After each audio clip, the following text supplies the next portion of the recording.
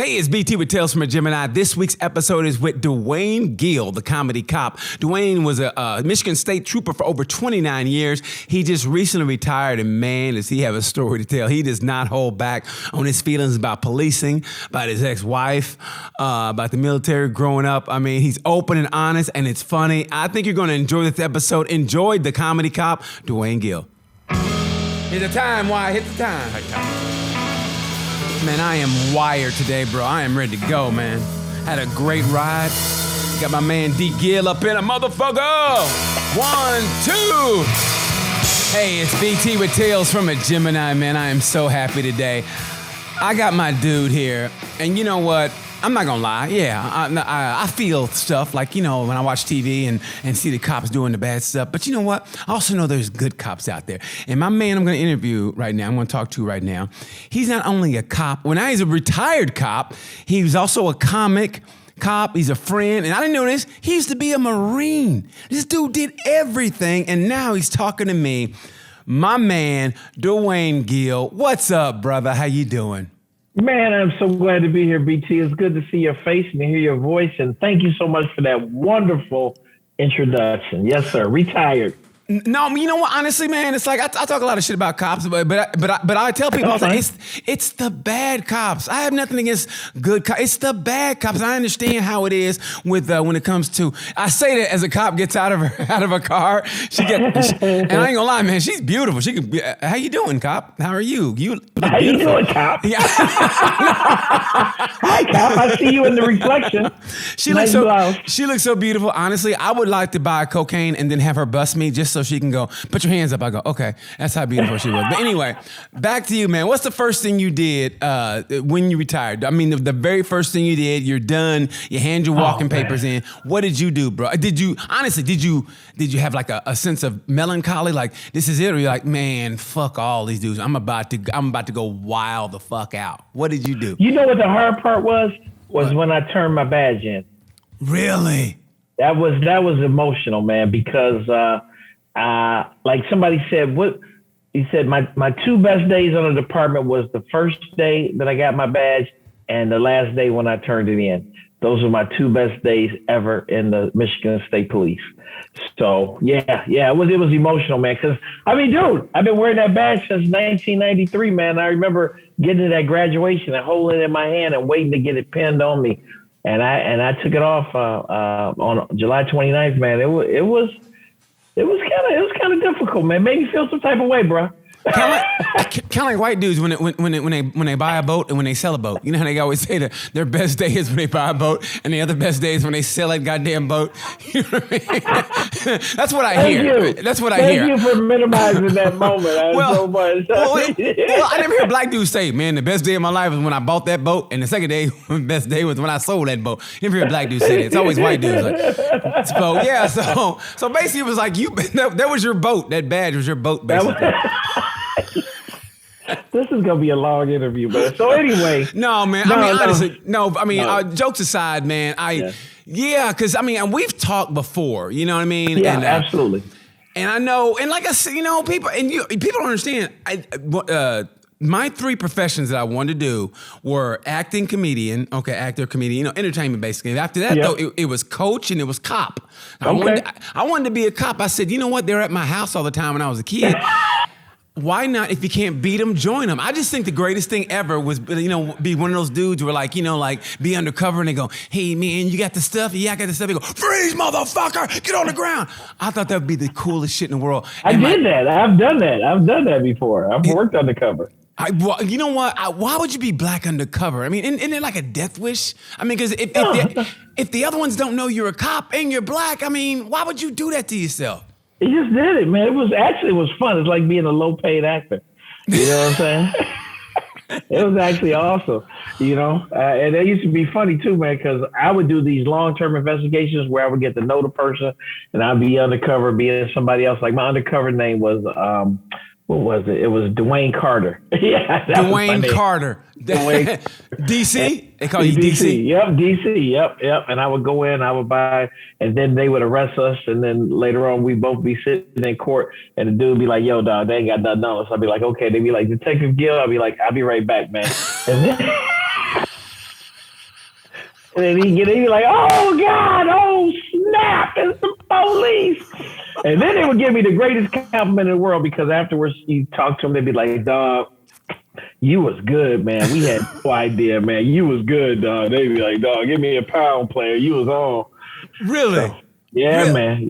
Yeah, man. I got a bunch of those stories, man. But yeah, man, that was fun stuff, man. But I did that real early in my career.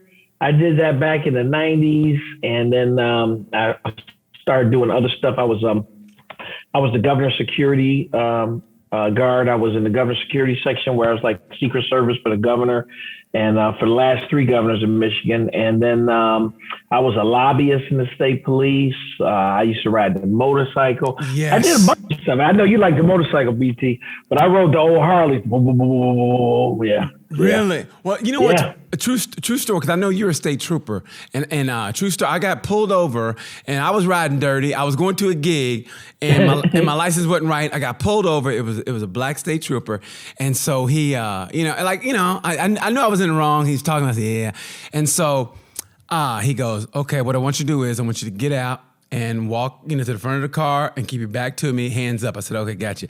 He went through my backpack. And he saw that I had a motorcycle magazine in it. And that's how long ago this was. This is motorcycle. He goes, you ride? I go, yeah. And right then and there I go, I'm getting out of this shit. And he goes, and he goes, you ever been to Myrtle? I go, yeah, I went to Myrtle Beach last year. He goes, yeah, me too. The black bike rider? Yeah. And we start talking. He goes, all right, man, listen. And I knew I was getting out. He goes, listen, if you get pulled over, I can't help you. I said, I got you. And he goes, all right. And he just left. He took off, right? He took off. And so I think he goes, I'm going to that exit right there. I'm getting off. And he goes, good luck. And he just left. I said, thanks. And that's where riding that camaraderie with motorcycles, that's where it came in. So it was great. Yeah, man. So yeah, I've done a lot, man. But I'm done, dog. Done. What made you want to be a cop anyway, though, man? I mean, I know you were like, I mean, from the looks of your record, back me up, but you seem like a dude who's always structured or always a disciplined dude, because I saw you're Marines and you can't be like undisciplined and be a Marine. So what made you become a cop, though? What made you? Well, what happened was I was in the Marines, and I actually was going to make the Marine Corps career. I was going to stay for 20, 30 years in the Marines. I enjoyed it. It was great. But I had got a family and, whatnot, and it was time for me to go. They were about to send me to Okinawa for like a year unaccompanied without my family, or 3 years with my family. And my wife at the time was like, well, I'm not going to Japan, because she's black. And then... You said that, not me. You said that, not me. Yeah, I ain't going to Japan. Instead of looking at, wow, that would be really great for our kids, some culture and this and that. But, she ignorant. So anyway. And that's why you're in a studio apartment right now. That's why it's blurred out. I'm in the studio, yeah. So anyway, I decided my best friend was a state trooper. And then he took me out on the road with him, and I got a chance to see what he does. And I was like, man, this is a pretty cool job. Nice car, drive up and down the freeway, pull people over, give them tickets, arrest some people here and there. And then they're like, and you get overtime. I'm like, overtime? What the hell is overtime? And so then, because I didn't know what, because I went to the Marine Corps when I was 17. So I got out. I became an Ann Arbor police officer first because the state police wasn't hiring. And then I joined the Michigan State Police in June of '93. And I hadn't looked back, man. And it was fantastic. It has been a great career. But in the middle of that, I picked up stand-up comedy as something to humanize the badge and as a activity to do outside of work. And that turned into a whole nother career. And then both those careers would collide all the time. And the next thing you know, I'm getting internal investigations and getting sued and department complaints. Oh, dude. Why'd you get sued? For why? Why were you getting sued? You're doing comedy. Exactly. Well, I wasn't the person, the target of the lawsuit, but people within my agency at the time, a couple of racist state troopers, and I can say that now because I'm not with those motherfuckers anymore.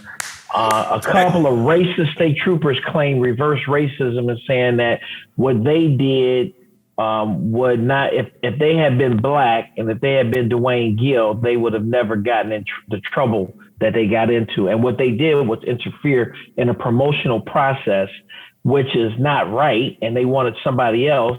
And they were saying that white troopers are being marginalized within the agency. And all through the lawsuit, Dwayne Gill did this, Dwayne Gill did that, Dwayne Gill did this, I mean, my name was like everywhere, man. I was like, God damn, and I used to I would get in trouble because I tell a joke. And the next thing you know, I'm getting investigated by Internal Affairs. And then they want to give me 5 days off for telling the goddamn joke.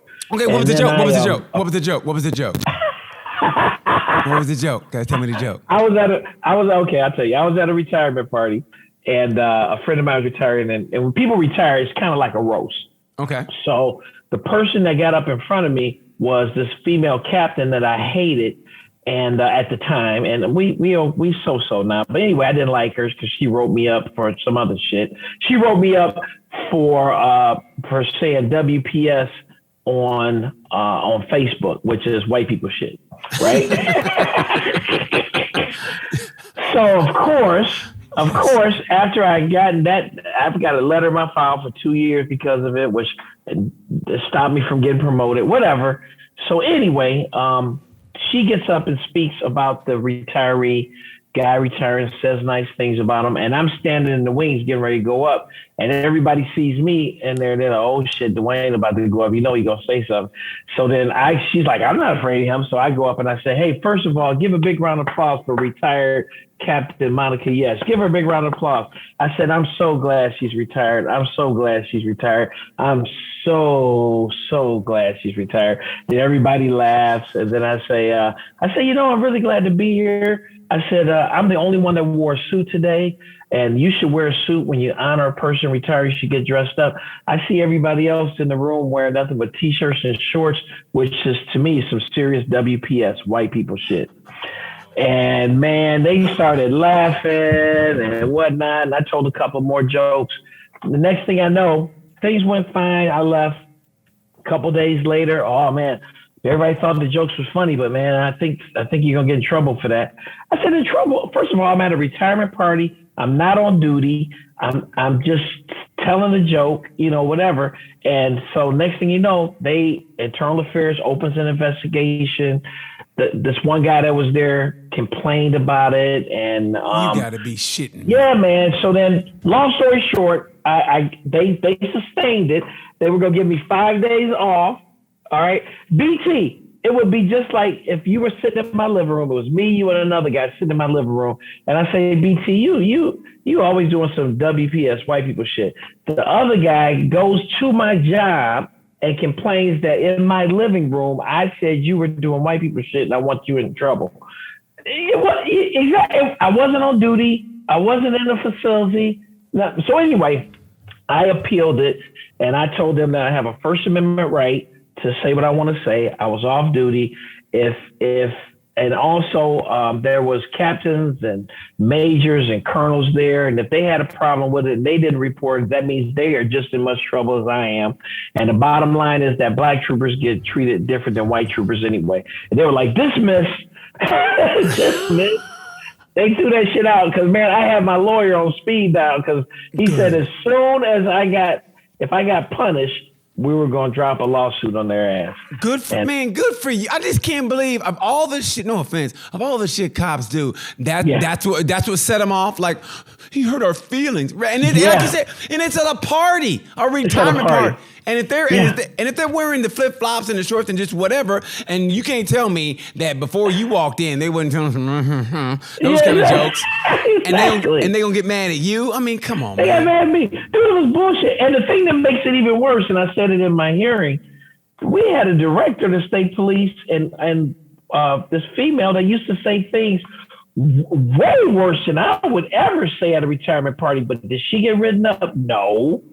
Did anybody? I said I was the only one in the history of the Michigan State Police to get written up for telling an off-color joke at a goddamn retirement party, man. Those motherfuckers can eat a dick. That's all I'm saying. Eat 3 dicks. How about that? Exactly. Eat 3 dicks and nibble on my balls. And nibble on my balls. So I'm done, man. I'm so happy. I'm so fucking happy I'm done with that bullshit, man. Oh, man, dude, I feel like a free slave, man. I ain't gonna lie. I was gonna say that, but I'm glad you went there. I go, man, you feel like you just got your running papers. Like Harriet Tubman got you into Canada. And you know what? I'm gonna do some cocaine. That's what it sounds like. You sound like you are happy, man. I'm like, I feel good and bad in a way. I'm like, oh my God, I'm sorry, D, that you feel this way. Don't feel bad. I'm done, man. I got my money. I'm good. Fuck these people. I'm done. I got a great, I'm doing the stand-up comedy. And then I opened up my own little security consulting company where I do security assessments on in conjunction with another company on schools and facilities and people's businesses, and make sure they're safe. And with this active shooting thing going on, I've got the skills to be able to do that, and it's going to be very lucrative. Now can we stop active shooters, or is that just something we got to deal with and have to assess situations? Well, unfortunately, it's something that we can't stop because you got crazy people out here all the time. There's some things that we can do to mitigate these situations.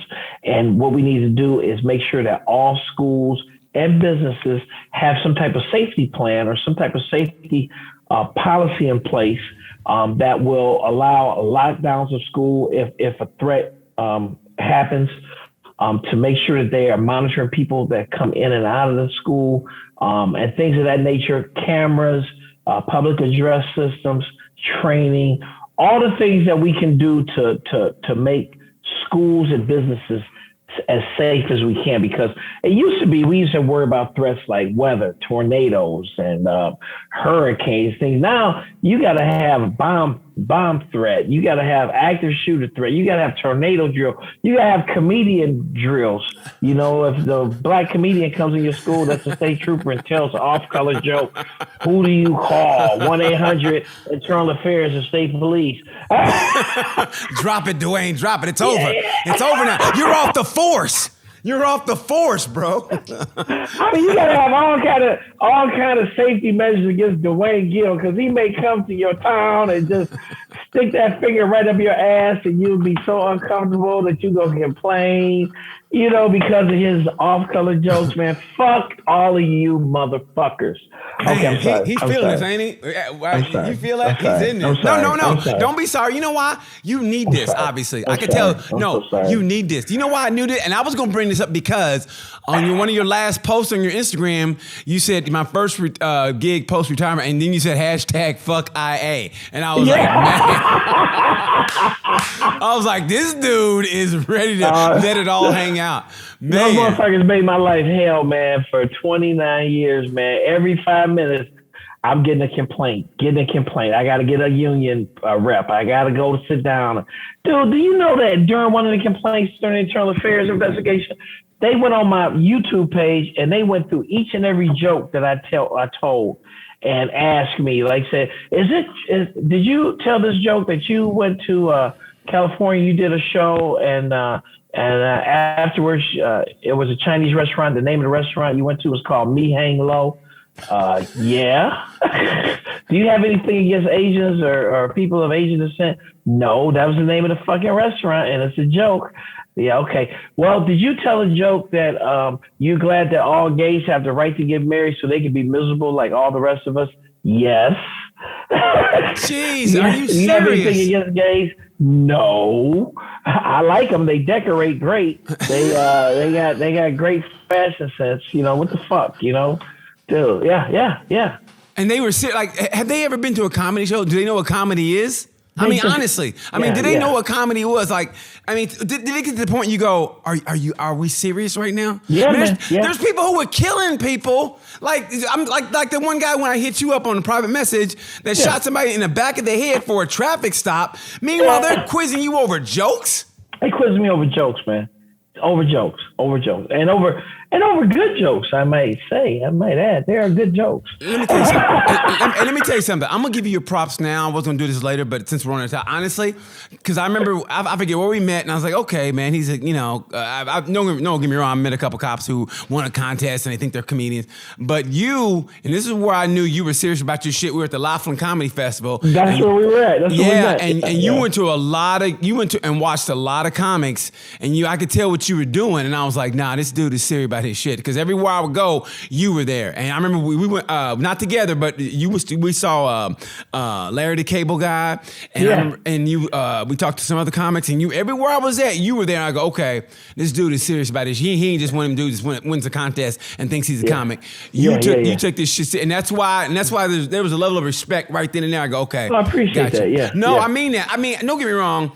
Yeah. It's like those actors who, like, they got to get a new they got to get new heat, so their agents say, well, try stand up, and they do, and you go, man, what the fuck ever. Yeah, exactly. Kind of like rappers who become actors, and Samuel Jackson got pissed off. Same thing, and so I was like, okay, whatever. But man, when I saw you do what you do, and you were studying, and when I was in Milwaukee, you were there and you were watching. And I was like, okay, and I love that dude. And that's why anybody who takes it serious like you do, that's why I give you your props, man, because you're serious about this shit. And you did a little acting too, man. You did what? Detroit 187. And look at you did all your homework. Look at you. Yeah, man. Good. Look at you, man. Honestly, like, is that what you want to do though? Is acting later on? Well, I've got an acting agent out of Detroit, and what had happened was back then, Detroit 187, Michigan had been under this acting grant, and a whole bunch of Hollywood was coming to Michigan. They needed actors, so I got a chance to be in a couple of films that were made right here in Detroit, and that one series and whatnot. I would love to get into acting. I want to take some classes. I know you were taking some classes. You're serious about it. I'm serious about it. I still have my acting agent. As a matter of fact, I'm about to get some new headshots and, just get right back into it, because now I got time. Now you got nothing but time. And you're in a studio apartment, so you damn sure want to get out. I mean, you don't want to stay in there. Trust me, I've been in a studio apartment. The last thing you want to do is stay in a studio apartment. When you were one bedroom. BT, I got a one bedroom. Fuck you. It's a studio apartment. If you unblurred that, like, I feel like we're in a porno set. If you unblurred that in the background, people would be like, "Oh my God, like, didn't you like keep some cocaine from the bust you guys did and try to sell it on the street?" I mean, why are you living this way as a retired cop? Look, Why would man, you live there? My lease is up in December. I already found a new place, okay? I'm getting out of here. I just had to figure out what I was going to do after I retire, BT. Well, I mean, it's okay. Hey, man, it's okay. I mean, you lie to yourself, whatever, man. But I know what I'm seeing right now. So, I mean, it's okay, though, bro. I mean, 29 years and that's it. But it's okay, bro. It's okay. I get it. Oh, trust me. My ex-wife took half that shit. So that's another reason why I'm in this bitch. So it's okay. Hey, but I would do DoorDash. I would do motherfucking Uber. I would sell my ass to get the hell away from her. You understand what I'm saying? I would do whatever it takes to get away from her. Okay, so, now is it the pressure of the job? He talked about cops and what they have to deal with, and you get, like, we've talked, and I know you've seen some horrible shit. So was it the pressure of the job and you come home and give it to her, or was it just the man-woman shit? That's that man-woman shit, man. Basically, her, it was like she never would shut the fuck up and just running off at the goddamn mouth all the time and being disrespectful, just a disrespectful person. So, I couldn't take it no more. I was married for 29 years, man. If I killed her, I would be out by now. That's all I'm saying. Okay, what? Now how did you meet her in the first place? How'd you meet her in the first place? Oh man, I don't even want to go down. This shit was the worst day of my fucking life, man. It's just like, buying a boat. Is it like buying a boat? It's like buying a boat, man. It's like buying a fucking boat, man. The best day of my life was getting there. The worst day of my life was getting out.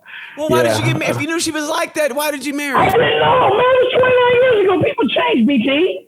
That's true. I met her when I was in the Marines, and just put up with her bullshit for all them years. And then, we had kids, and kids grown. And once they leave the house, you kind of look at each other like, we ain't really got shit in common. I really don't like you, And I wanted to get the fuck away. So I got the fuck out. So and I knew it was going to cost me. But, sometimes, man, peace of mind. Peace of mind does not have a price. And yes, I complain about it, but you know what? It's okay, because I'm at the cusp of some really good opportunities in front of me, and I'm set financially. I'm good. I'm not hurting. I'm not wanting for anything, So and I'm sitting here with you, so I'm straight.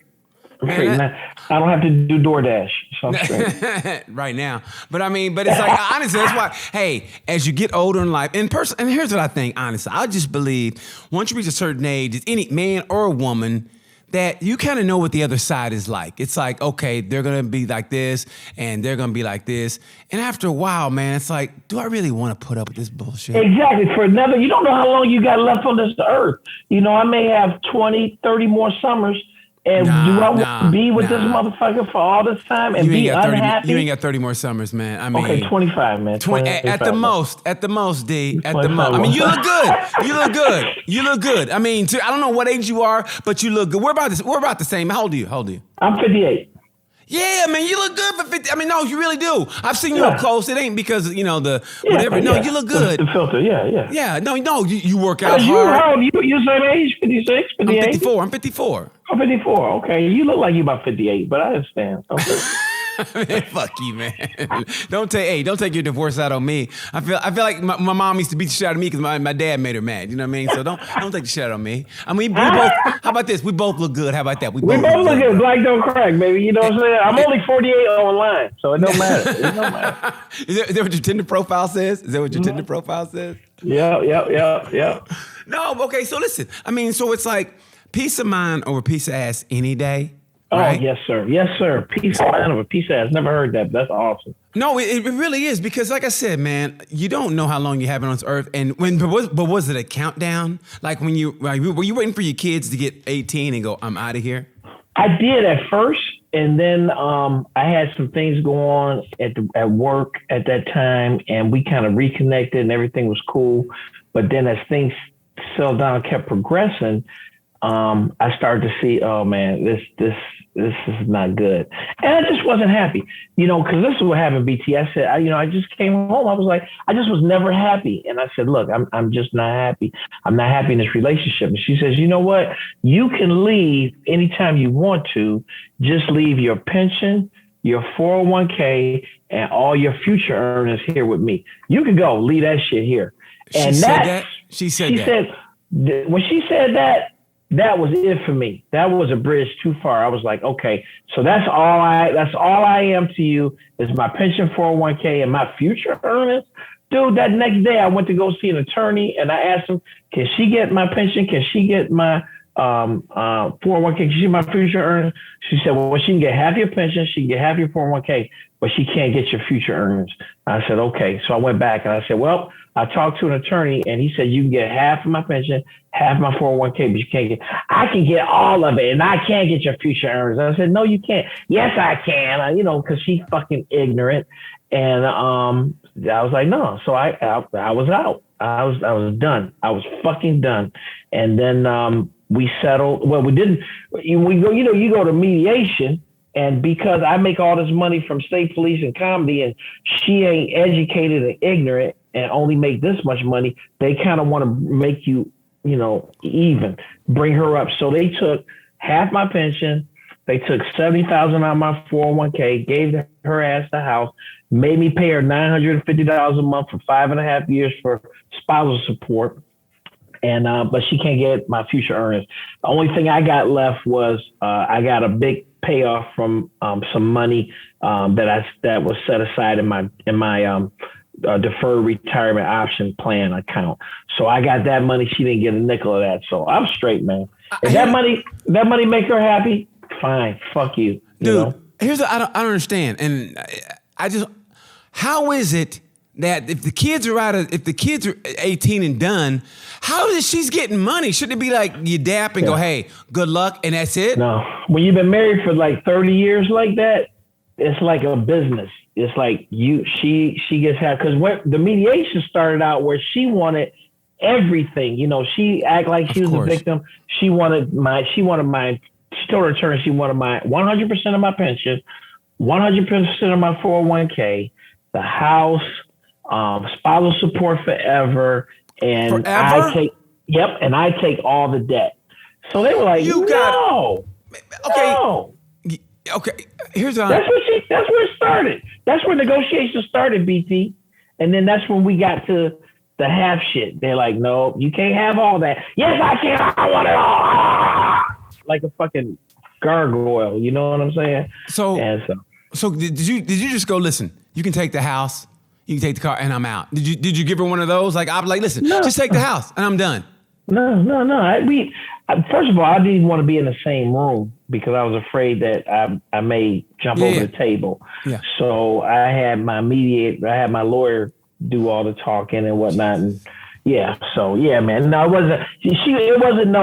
wasn't no flexibility with her. It wasn't no, okay, well, why don't you do, no, it was go for the throat, man. And just lies on top of lies, smearing my whole reputation, calling all my friends, all my family, telling them I left her for a white woman, which is not true. I did not leave her for a white woman. I left her for every white woman, every single one in the world, not just one. Hey, you know why? You know why? Peace of mind. Exactly. Peace of mind. He left me for a white woman. Bitch, I love you for every white woman. Every white woman, Asian. Oh my God! If you get an old school Asian, like from the old school Asian where you come home and it's quiet in the house, dude, let me tell you something. There's a reason why high profile and African American men have Asian wives. There is a reason. Now we might get shit for this, but it said unspoken truth where man. Okay, you're coming off a stressful job. The last thing you want to do is get in a shootout when you go to your own home. I mean, it's a verbal shootout, but it's like, God damn, bitch, I just came from a real shootout. Now I got to get in a verbal shootout with you. How come dinner's not ready? You know what I mean? You're ducking and dodging her. Hey, there's a reason for that, and that's just a fact. You want, like I said, you want calm, and there's a reason for that. Old school Asian women. Yeah, right? Man, just calm, man. I used to come home, BT. Like I would work all day, then I'd come home, jump in the car, drive like to Traverse City, do a freaking show. Then I don't have a hotel, drive 3 hours back. I get home, walk in the door at 1 o'clock in the morning.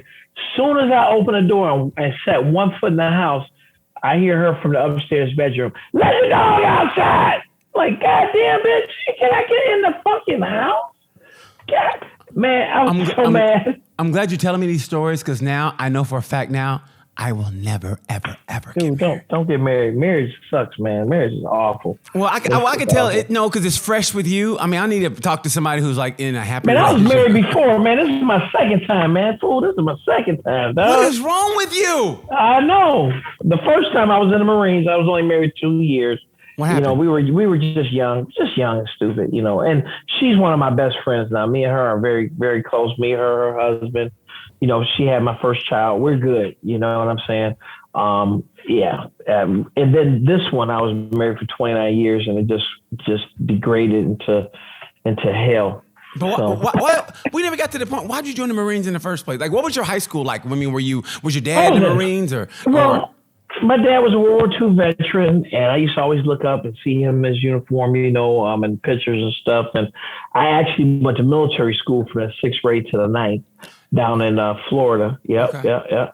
And then I was in ROTC and all that. And I was trying to go to West Point at the time, but I got nominated, but then my grades started slipping, so I just went into the Marines because I always had this strong desire to serve, and I was going to go in the Army. Huh? Why do you have a desire to serve? I mean, because stereotypically, I mean, and this is not throwing shade. I'm not trying to be a joke, whatever. But and I'm a firm believer because my dad served too. It got in my, I grew up in a small town, Oklahoma.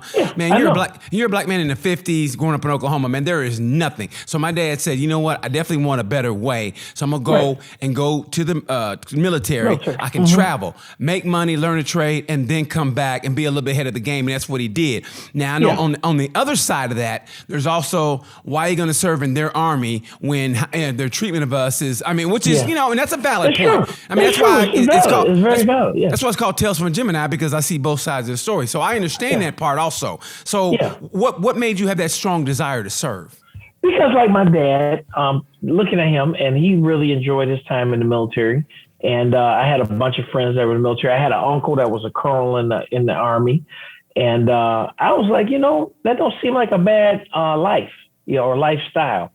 So, like you said, I was living in Detroit. I wanted to get the hell out of Detroit. Yes. And, I mean, like you said, Oklahoma, and there wasn't a lot of things going on. So I decided to go. And like I said, I was going to make it a career, dude. I got friends of mine that I went to Marines with. One friend of mine, he did 30 years, man, 30 years. He was in the Marine Corps. He did very well. Lives in Hawaii now, just great kind of guy, you know.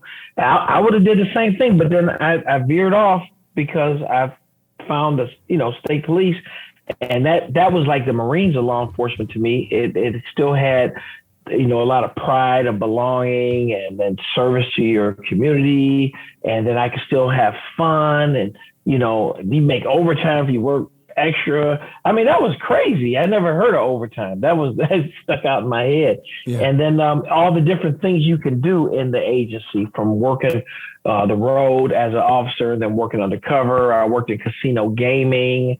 I went to Greece. I did an investigation once, dog. It took me to Greece. Nice. You know what I'm saying? I went over there for 2.5 weeks, you know, but also that same investigation took me to Mississippi, where I went down to Mississippi, and me and my white partner, we go into the Mississippi Gaming Control Office first thing in the morning. And the guy looks at us and says, "So what you boys need from Michigan down here in Mississippi?" Oh my God. So I see all sides of it, like you know what I'm saying? So but it's done now, man. It's done. It's done. Did you ever want to go to special forces, like anything like that when you were in? In the military, one time, it's funny you mentioned that. In the Marine Corps, special forces is recon. Yeah. There's reconnaissance, and then we have like battalion recon and force recon. Now, force recon, battalion goes 5 to 10 miles behind enemy lines. Force goes anywhere from 10 to 50 miles behind enemy lines, right? And I was a radio operator, and a lot of times force recon people didn't have communicators. So there was a call put out for communicators, and that's what I was. I was a radio man to come over to force recon. So on a Friday, my boss came to me and said, "Hey man, they need some communicators over at force recon. We're gonna put your name up, but I just want to ask you if you really want to do it." I said, "Oh man, that sounds hot, man. I go to jump school, scuba school. Oh yeah, man, that'd be hot." I said, but before you put my name in, just give me the weekend to think about it, and I'll tell you on Monday." He says, "Okay." So that weekend, I'm hanging out with my other Marine buddies, and we're at Camp Lejeune, North Carolina. We go up to Washington, D.C. for the weekend to hang out and chase girls over at Howard University and whatnot. And they said, "Hey, man." I said, "Man, I'm putting in for Force Recon, man." They said, "Man, are you crazy?" I said, "What are you talking about?" He said, "Man, you'll be gone all the time, man. You'll be gone on real world shit. Man, are you nuts? You won't be able to hang out with us. We won't be able to chase bitches no more. You fucking nuts, man." Man, that Monday I came back, I was like, "Yo, dog, I don't want to do that shit, man. I'm good. I'm good." What was the point that made you go, "Nah, I'm good"? What was the point? I was like, going to D.C. chasing them hoes at Howard. Shit. Women, and look where you are now, in a studio apartment. Yep. All because you chasing women. You should have did the recon. Look where you're at now. You're in a blurred out studio apartment. You could have been special. One bedroom. You could have been the black Jason Bourne, but instead you're talking to me in a 1-bedroom / studio apartment. You should have been focused. Man. I'm good. You should have been focused, Gill. I should have been focused. You're right.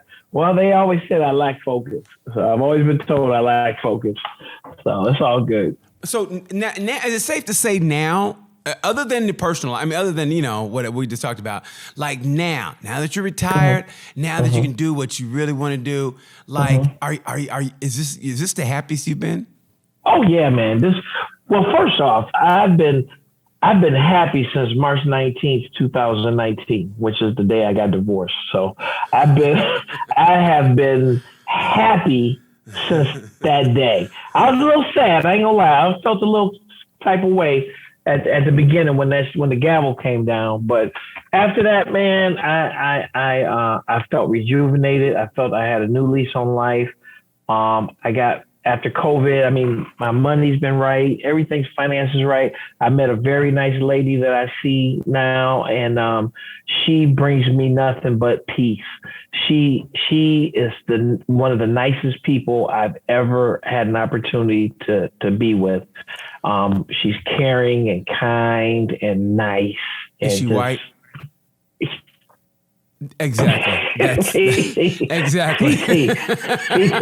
I'm just saying, man. I don't have nothing against the sisters. Of course we don't. Of course we don't. People don't understand. Man, I love all women, but that's why I asked. That's why, because you were like, I was like, man, the way his description is not. She is so nice, man. I'm not even I don't get the neck, and I don't hear all of this blah blah blah blah blah. But if you end up on Dateline NBC, I know what you did. You gonna go hiking, because that's how they do. They go hiking and they go, I know what's gonna happen now. There you go, have it there, yeah. Hey, if you watch First 48 and Dateline NBC. You see the differences. Like on Dateline NBC, they make murder look all nice. Like Dwayne Gill was the nicest ex-trooper there was. He took his wife hiking. He taught Sunday school. He even helped the kids learn how to read down at the local library. But something went for a turn for the worse. And then his pension went to his ex-wife, and that's when Dwayne snapped. No, man, no. She's super nice. Her name is Marjorie. She's super nice. She's so funny because she'll come to me like last summer. She's like, Dwayne, I'm going to take you on vacation. We're going to go up north. I'm like, well, what's that? And that's what white people do. They go up north. They try to get away from us, right? So they go up north. I don't blame. Actually, I don't blame them. I really don't. I really don't. I'm not even. There's no hater. I get it. If I was white, I get it. We're loud. We're very loud. I mean, we don't listen. I mean, I always say this. Our greatest asset is also our greatest liability. And I tell people, and I try to tell them all the time, I said, if it was up to me, I would make it to where it'd be mandatory, where every black person, mandatory, we had to take at least 2 sessions of 15-minute meditation a day. Mandatory, because that way I get the shootings would stop. There'd be less fights. Be like, that would help us out. It really would, because we're excitable people. We really are. Yeah. That's why everybody watches our sports, basketball, football. We make it exciting. But man, when that shit's not when that's not a game being played and that's on a regular street, and you get pulled over for a traffic violation and say, I don't know, Traverse City, that doesn't play out too well. It doesn't play out too well. So I get them going up north. I get that. There's no hate involved. I mean, you get it. I mean, come on. But she asked me, she said, where do black people go on vacation? I'll be like, Atlanta. And then Freak Nick. Atlanta. Freak Nick 2019, 2020. Well, she took me up north, man. She rented an Airbnb. I'd never been to one of those before. Yeah, that's white people shit. That's white people shit. WPS, man. WPS. Man, we went kayaking. We went bicycling. We went wineries, breweries. Just all that WPS, man. And it was amazing. Dude, you understand what I'm saying? It really, you know what? You do so much shit that you actually almost forget you're black for a second. I mean, you really do. Hey, when you're riding a bicycle on a trail and people are waving at you and you're eating ice cream and you're going, and it's quiet, you actually can hear ants walking, you go, you know what? There's no black people. Everybody's happy. You know what? There's something to this. You know what I mean? Like, honestly, now I understand why we get pulled over in nice neighborhoods. I get that now. I do. I get that now. I mean, I used to get all mad, but now I understand it. If you got nice shit and somebody's in your neighborhood and they got I don't know, like a Ford LTD that has 4 different color doors, and you're driving real slow and they're going, nah, pull them over. They ain't supposed to be here. I get that now. BT, we gonna get in trouble on this podcast. You're gonna get a complaint. You're gonna get in trouble. I mean, this is what I do. This is what I do. This is what I do, bro. Oh yeah. So bring me to, and it's great because I know you first set foot on the stage that I used to love. I haven't been there in years, but you did the comedy in Ann Arbor, the comedy showcase. Yeah. That's the first place you went up. Well, actually, it was the second. No, it was the first. I'm sorry. You're right. It was the very first place I did comedy. It was in '92. I was like, you know what? I want to give this a try. Well, first of all, I met Bill Bellamy a couple of years before. I used to work backstage security at the Fox Theater in Detroit. Yeah. And he was coming through and he did comedy, and I thought that was just the coolest thing. So I asked him, I said, man, how does somebody get into this line of work? And he says, you have to go to the open mic nights at your local comedy club. So I didn't know any comedy clubs in Detroit at the time. So I was working in Ann Arbor, so I went to the Ann Arbor Comedy Showcase. I went on stage. I did about 5 minutes, and I got laughs, and I was hooked. And I started doing comedy on and off from 92 to 95. At the same time, I joined the state police. And then in 95, I did like an Apollo Night theater contest in Detroit. I told my first joke, and everybody laughed. And then I couldn't think of my second joke. and the crowd just turned on me. Boo, boo, boo, motherfucker. I mean, the Sandman came out, and the motherfucker with the big show business hook came out. And I mean, I quit doing comedy for 7 years. I said, I'm not doing it anymore, ever. Wow. I'm going to concentrate on my day job, and that's it. So then 7 years later, I went to a retirement party at the Ann Arbor Comedy Showcase again. The comedian was Derek Richards. You know Derek, right? Yeah, Derek I love Richards, Derek. yeah. I love Derek. Yep. I've been on this podcast. So he was the comedian, and I went and talked to him. I said, I want to get back into doing stand-up, and he gave me the name of a couple of books to get to read and to learn. And then I went to the American Comedy Institute in New York. I took a week-long comedy class right in Manhattan, and at the end, we got a chance to perform at Caroline's downtown on Times Square. And I asked my coach at the time, Stephen Rosenfeld, who runs the place, he still does, so you think I can do this for a living? He said, absolutely. Absolutely. You can make a living doing comedy. And that's all I needed. So I came back to Lansing. I became the house MC at the Comedy Zone. You remember the Comedy Zone in Lansing, right? Man, honestly, dude, it hurt my heart when it went under because I love that club. That was a great club. I love it. And it. I used to be the house MC there. I was the house MC there for 2 years before it closed. And then after that, I started featuring, and I was a feature for Funny Business. And then they started booking me on these corporates, and I started making more money on corporate shows than I was making in the clubs because of my, cop thing, And so basically, I do more on the corporate side of comedy than I do the club side. I do the clubs as they come, BT. The corporate comedy, yes. Dude, that's where the butter is. You know what I'm saying? And you don't get booed off the stage. You don't get no C-man shit. Man. I mean, you can have bad shows, but still, the check's gonna clear. Yeah, the check's gonna clear, and you get over it. But yes, man, clean and corporate pays a lot more than. And that's what I do, and that's why you asked me if I had anything to push. I really don't, because my next show is a corporate gig I'm doing on up in Mount Pleasant at Soaring Eagle for the Michigan Works Association, their annual conference. And then the day after that, I'm up in Mackinac Island doing another corporate show for another conference. So and then I'm in Vegas here in a couple of weeks for a corporate show for a Law Enforcement Recruiting Association. So yeah. Listen, when you're there, go to Brad Garrett's Comedy Club. Oh, I've been there. Yeah. Okay. Well, go there and talk to Cindy, whatever, man, because you should be working there. But man, definitely do that, because you got what you have is a great perspective, especially being retired now. You can tell the truth, but being a comic, you can make it funny. And where you're coming from, I mean, you're a gold mine, dude. I mean, you really are. Do you do Brad Garrett? Yes, sir. Yes. Well, you need to put in a good word with Cindy, because me going up there. I've been up there a few times. I've been trying to get into Garrett for a while. But we'll talk. But yeah, it's a few clubs I want to get into. I just haven't been able to because I still had this working thing going. So, I mean, so what's the overall goal as far as like just entertainment or just life's goal? I mean, because like I said, you're retired now, but you're still healthy. You can still move around. I mean, and you're happy. So like, what's your overall goal now? I mean, like, is it to like really, really get into stand up and maybe try your hand in LA, or is it to produce something? Like, what do you want to do now? You know what? To be honest, I really don't know. I'm just going to take it as it comes, bro. It used to be my goal would be to shoot out to LA or New York or something like that and try to take it to the next level.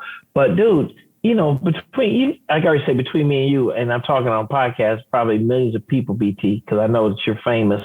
Stop it. Millions. You know what? Let me ask you this. Do you think that us being plus 50 black men in comedy, that Comedy Central, somebody going to put us on TV? You know what I'm saying? Here's the deal. And I hear you. I really do. And because you know what I'm talking. You know where I'm going with this. No. I would never, ever, ever discredit somebody else's opinions or whatever when they ask a question. Yeah. And what I try to do is, and this is how hokey I am, I believe in a limitless mindset. And I try to and I try to practice that all the time, because when it gets hard when you're working out and this and that, and I go, maybe it's because I'm fit, and I try to stop myself because, hey man, you give yourself excuses. Anytime you do something, you give yourself excuses. Why is the workout hard? Well, because I'm 54. Stop it. Do your goddamn workout. If your time is not there, then try to improve it, and then maybe go, okay, maybe it is, whatever. So that being said, yes and no. Okay, yes in the sense of, First of all, Comedy Central's fallen so far off now. It's not even laughable because all they show is Daniel Tosh is whatever that show is, and South Park, and that's all they show. They don't even show any stand up anymore. So it's true. So as far as I think Comedy Central's fallen way off, but I think their online presence is better. But at the same time, that's more of a. I feel like that's more of a. That 20 to maybe 34, 35, maybe. But there is, you got to find your fucking space. You got to find your space. Find your lane. You got to find your lane. So that being said, writing your own stuff. I mean, now everything is so out there. You can write your own sitcom and do a YouTube series. You can do something like that. So you don't really need LA. You can do it in Detroit maybe. Have a YouTube series. Produce. I mean, trust me, it's a lot of fucking work. But you ain't got no. I mean, you're right. No, you're right. You're right. You can call it man in the studio. I mean, which is you. You're in an apartment, right? Man in the studio, and it's about you living with no money and just retired as a cop, but you're trying to do stand up. And like you go, who's gonna watch this shit? But I mean, I don't know. I'm just giving you ideas. But honestly, and you never know what might catch. I mean, because remember back in the day. Remember everybody wanted to get the Montreal laughs. Remember how that used to be? I'm still the same way, dude. I mean, I got close. I did some comedy festivals, but not getting Montreal. Every time I see people like my buddy Alonzo, and he does it, I'm happy for him. But man, that still hurts. I mean, that still hits hard because I mean, to me, once you make Montreal, it just means like you made it in a way. Remember that exactly. Yes. So what is it? You tell me, what is it now for us?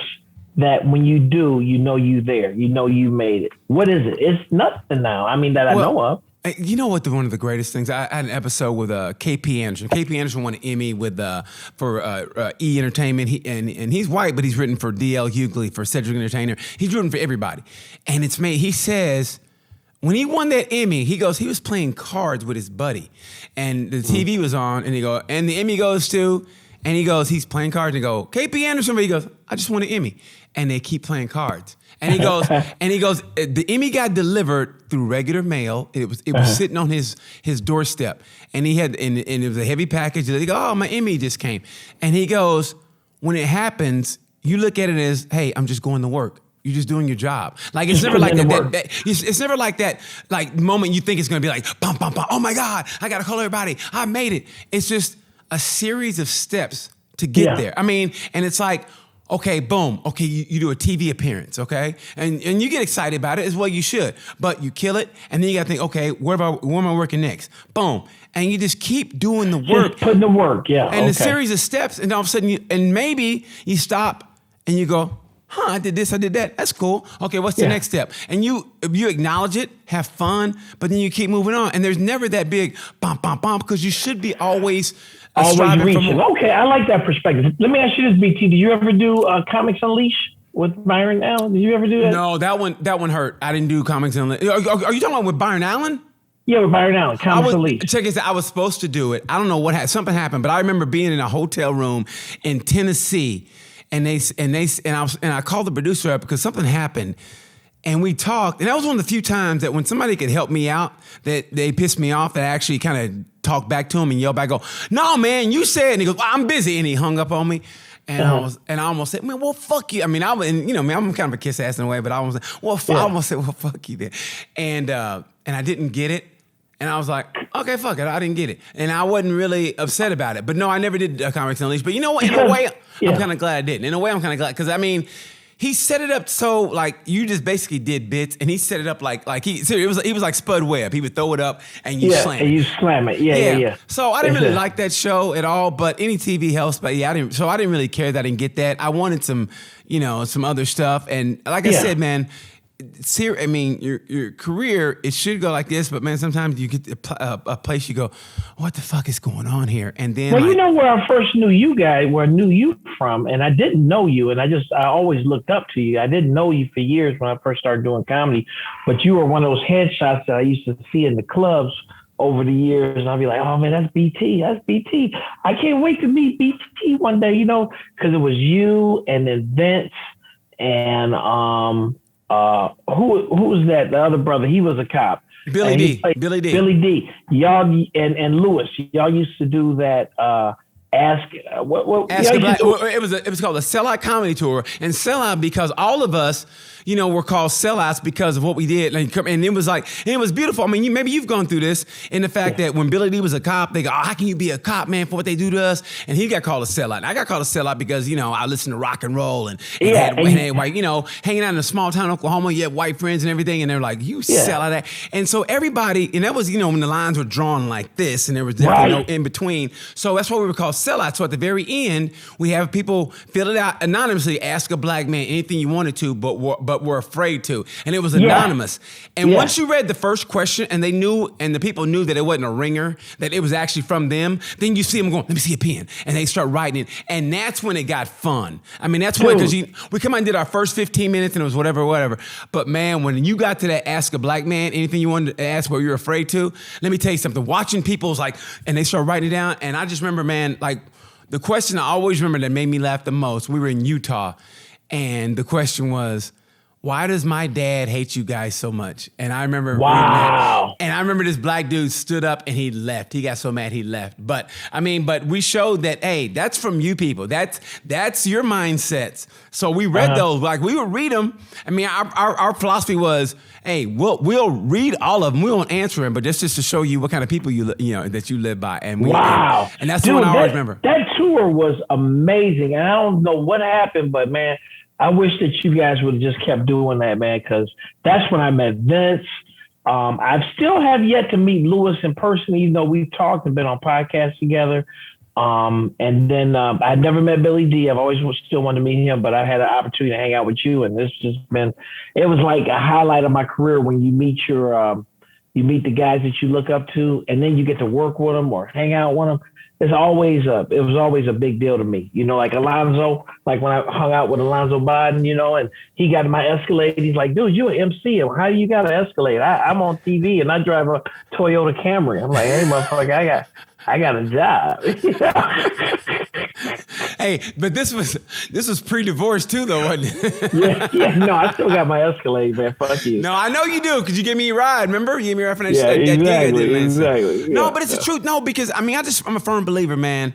There's no reason to have an attitude. I just want people to win. I really do, especially good people like yourself. I do. Because my philosophy is always, man, look, everybody can make some money. I mean, there's unlimited money here. You can make some money. You can find, like I said, you can find your own niche. Like I said, and I mean from the bottom of my heart, you can make your own YouTube special. LA now is not so much needed like it, stereotypically was. Like it used to be, yeah. Yeah, you can do your own thing. You just got to find your way. Sit back and think about how am I going to come up and what's my deal, And like I said, man, maybe you have your own little series, maybe your own little blog, maybe your own little, soliloquy. Podcast, whatever, and hopefully it gets some heat or whatever. Hey, man, you just never know. So find your own lane and you go from there. And like I said, man, you never know. You might take off, and I hope you do, because you're a good dude, and I just loved it how when I was hitting you up, hey man, you want to be on? You go, hey man, wait till I retire.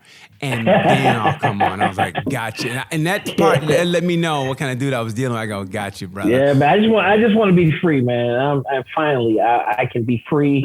I don't have to worry about, what I said. Then the public sees it. Then somebody call in and complain. The next thing I'm in my boss's office. The next thing you know, I get it.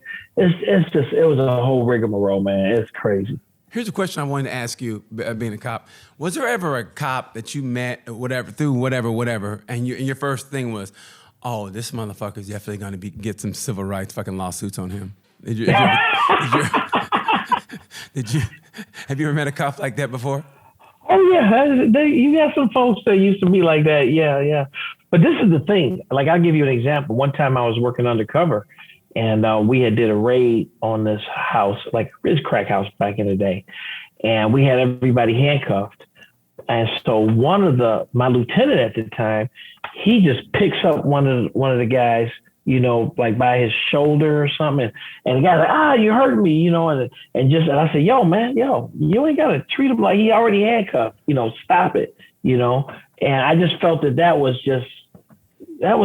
too much. Right. But what you have to have more police officers that have the intestinal fortitude to, when they see something that's being done wrong, to say something about it and to stop that. You know what I'm saying? Yeah. Because when you don't, you're complicit right along with it. You know what I'm saying? I feel you, and also, but is there a sense of, and I know, and people say good cop, bad cop, but is the good cop put in a position where he can endure the wrath of the bad cops? Because they're little gangs and cops, and what if they all get together and kind of like, and it's been done, especially in LA or whatever, So I mean, what do you say to that? I mean, you got to stand up for what's right, man. You got to do the right thing all the time. And I'll be honest with you, as much as I sometimes don't like the agency that I used to work for, the one thing that I can say is that the majority of the folks that work for my agency are professionals, and they do not believe in violating folks' rights. And if we see somebody violating somebody else's rights, we're going to turn you in and not, just like anybody else. You know what I'm saying? We're not going to stand by and allow that to happen. I think it's more good people than it is bad people. Yes. In my agency. You see what I'm saying? In the agency that I was a part of. And I can say that with with confidence. I'm a firm believer in that. And I tell people all the time, and truth be told, like I said, man, truth be told, I mean every time 98% of the time I got pulled over, I deserved to get pulled over. So I was always, yes, sir. And I had my hands like this, and I rolled the window down, and they were always really cool to me. And the best is when that cop just wants to go home, and you're yes, sir, no, sir. And the best when he goes, listen, you're not supposed to drive this car. And that's when I'm getting out of this. And he goes, but me and my buddy, we're going that way. And that's when I went, yes, sir. Yes, sir. And then they would always do that U-turn, and they give me that flash. And I count 1,010, and I was gone, and that was the best. It was always, to me, it was always treat them with respect. And every now and then, like I said, there's maybe a 0.1% where it's like, you know what, this motherfucker here, and I was like, okay, and I had to really like tap into my Zen moment because I knew it was gonna be trouble. Because I'm one of those dudes who keeps it all in, even when I should let stuff out, I keep it all in. But I'm always nice to everybody. But when I feel I'm getting played, and it's gonna come out nasty. And there's, like I said, a 0.2% maybe cops that pushed my button where I was like, all right, okay. And I had to like, funny. I had to, because trust me, I know where I'm at all times. So, you know what I mean? All right.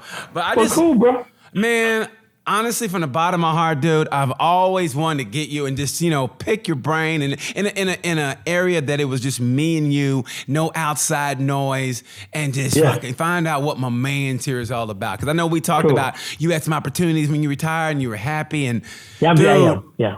I mean it from the bottom of my heart, man. I'm glad you got out. I'm glad. And do you know Alvin Williams? Do you know Alvin? Yeah, I know Alvin from Minnesota. Let me tell you something, man. That motherfucker goes, he sent me this snapshot of you and your retirement photo. He goes, is it just me or has this motherfucker been retired for the last year? Alvin. Oh, man. So we're happy for you, brother. I'm glad you're out. And honestly, I would love to do a show with you, man. I don't care how we do it. I would love to do a show with you because I respect the hell out of you for what you did, for what you stand for. You are a man. I mean it. You're a man of merit. You're a man of pride. And you're also, you put comedy there and you're serious about your craft. So, man, find your way in this business. Let's work together. Let's get this money, man. I mean it from the bottom of my heart. It's enough for everybody. All right, baby. Appreciate Dwayne Gill. Follow Dwayne Gill. You can follow him on Instagram. Promote your shit, man. Promote your shit. Yeah, well, I'm on Instagram at The Comedy Cop, all one word, The Comedy Cop. Same thing on Twitter, The Comedy Cop of Dwayne L. Gill.